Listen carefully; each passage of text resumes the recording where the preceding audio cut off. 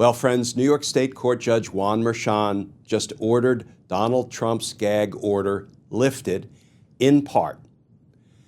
Can witness threats be far behind? But friends, there is a silver lining to this one. Let's talk about that, because justice matters.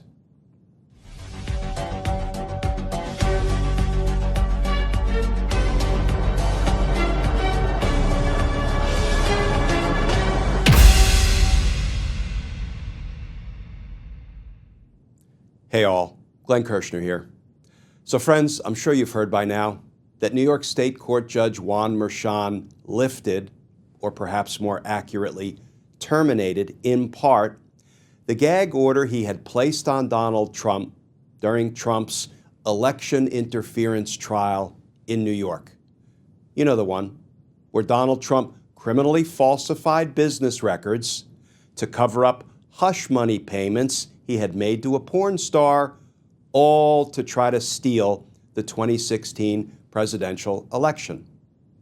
The case in which the jury convicted Donald Trump of 34 felony crimes, every single crime indicted against Donald Trump. And yes, the jury convicted him in a New York minute. Well, now, the presiding judge, Juan Merchan, has decided to lift or terminate in part the gag order.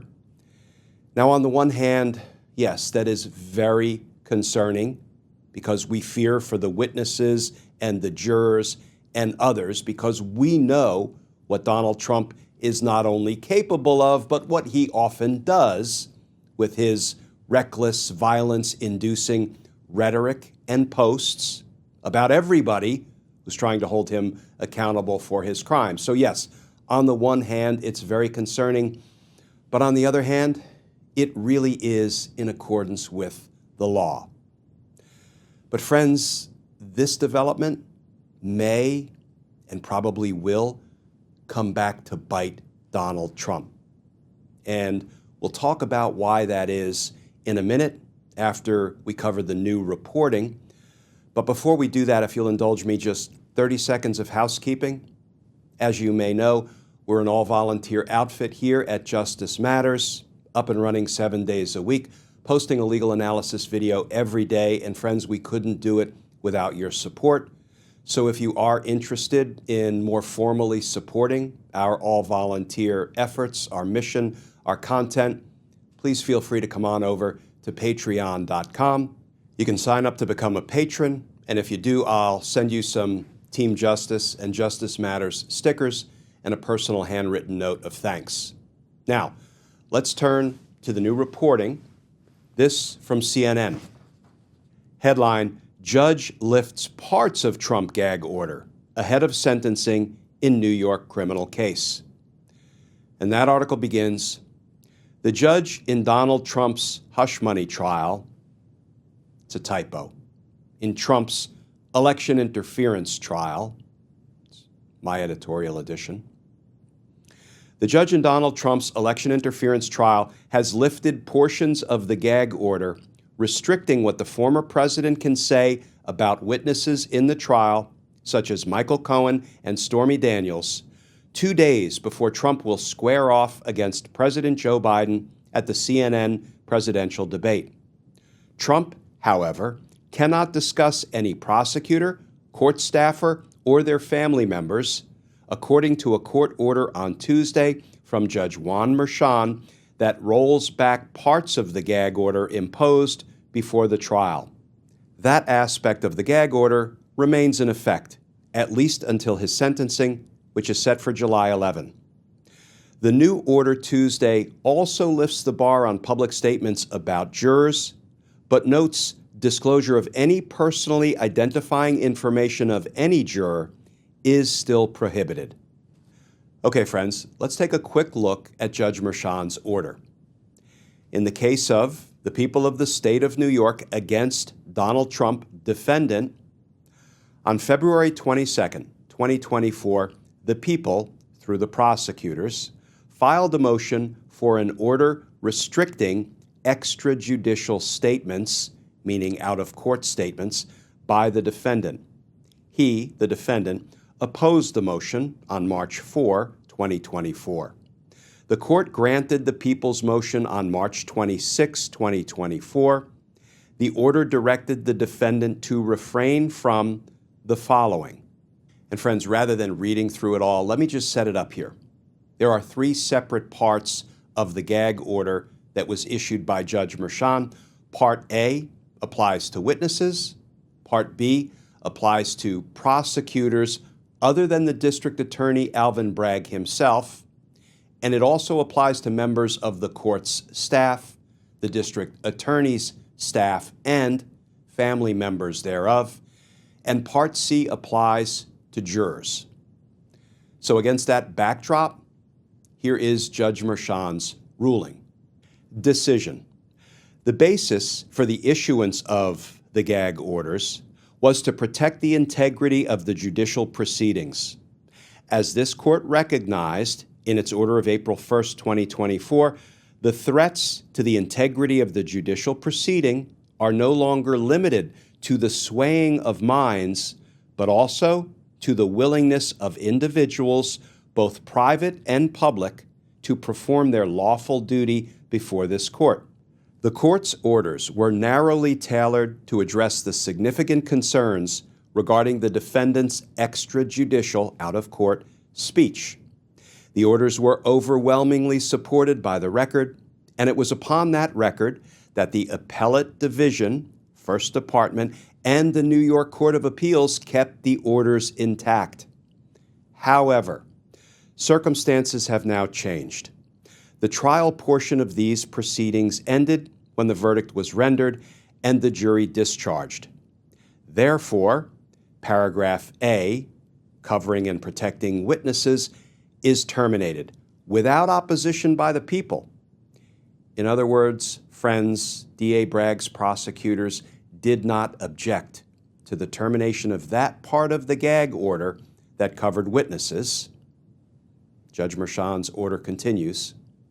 As to paragraph C, covering the jurors, while it would be this court's strong preference to extend those protections, the court cannot do so on what is now a different record than what the appellate courts relied upon when they rendered their rulings. Therefore, paragraph C must be terminated. Nonetheless, there is ample evidence to justify continued concern for the jurors. Therefore, the protections set forth in this court's protective order of March 7, 2024, regulating disclosure of juror information will remain in effect until further order of this court. Regarding paragraph B, covering the DA's staff, the court's staff, and family members, this court notes that while witness testimony has concluded, a verdict has been rendered, and the jury discharged, the proceedings are not concluded.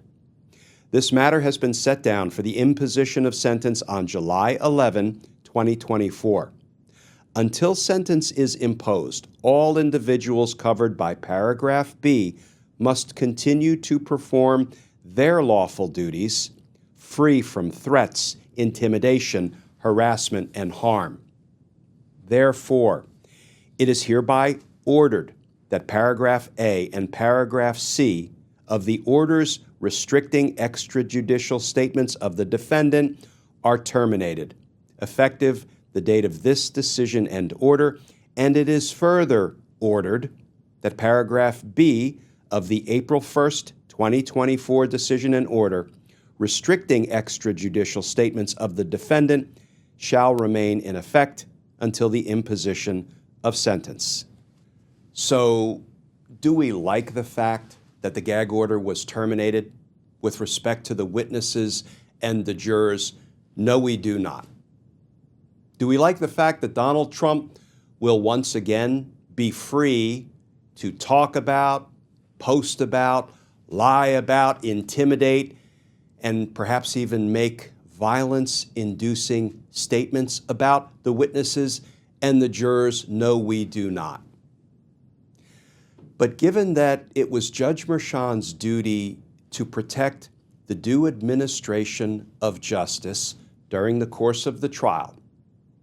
And given that the witnesses and the jurors have concluded their service, their role in the process, I think Judge Merchan did what he had to do. You know, this gag order wasn't some kind of a restraining order that could be kept in place permanently after the witnesses and the jurors had concluded their role in the trial. But here's the silver lining, friends. Though not for the witnesses and the jurors, who probably now once again have a heightened concern regarding what they will face at the hands of Donald Trump, the silver lining, as I see it, is the following. How many of you think Donald Trump will begin posting and saying things about the witnesses that are harassing and intimidating and threatening and perhaps even violence-inducing? Yeah, me too.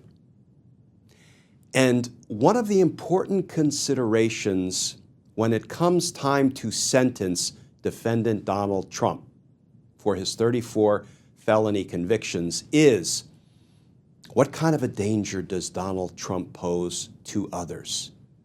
Perhaps most directly to the folks who were involved in the endeavor of trying to hold him accountable for his crimes. If it took a gag order, it took judicial intervention, judicial control, judicial conditions to keep Donald Trump from endangering witnesses, jurors, and others, and once those judicial restraints were lifted, he went right back to doing it. If I'm one of the prosecutors on District Attorney Alvin Bragg's team, you can bet I'm putting that in my sentencing memorandum, and I'm arguing at the time of sentencing, Judge, what Donald Trump has made clear is the only time the danger he poses to others is reduced or can be controlled is when there's judicial restraint controlling it. You did it with a gag order, and of course he still violated the gag order 10 times, as you, Your Honor, found beyond a reasonable doubt during a mid-trial hearing in this case. But Donald Trump can and will only be restrained when an authority figure, the criminal justice system, a judge empowered to sentence him, actually restrains him. And you know what that looks like today, July 11th, on the day of sentencing?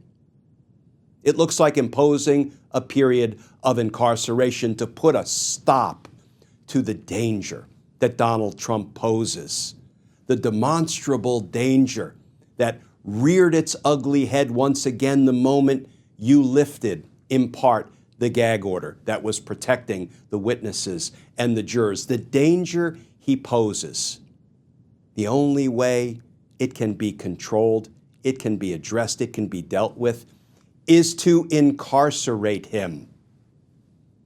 Judicial restraint is what it takes. He, Donald Trump, made that clear when he started running amok and running his mouth and posting again about the witnesses the moment you lifted the gag order.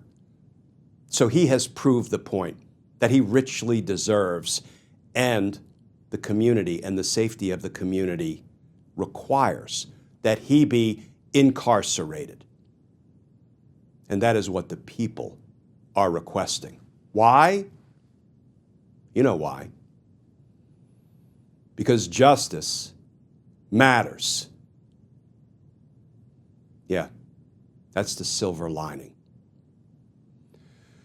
Friends, as always, please stay safe, please stay tuned, and I look forward to talking with you all again tomorrow.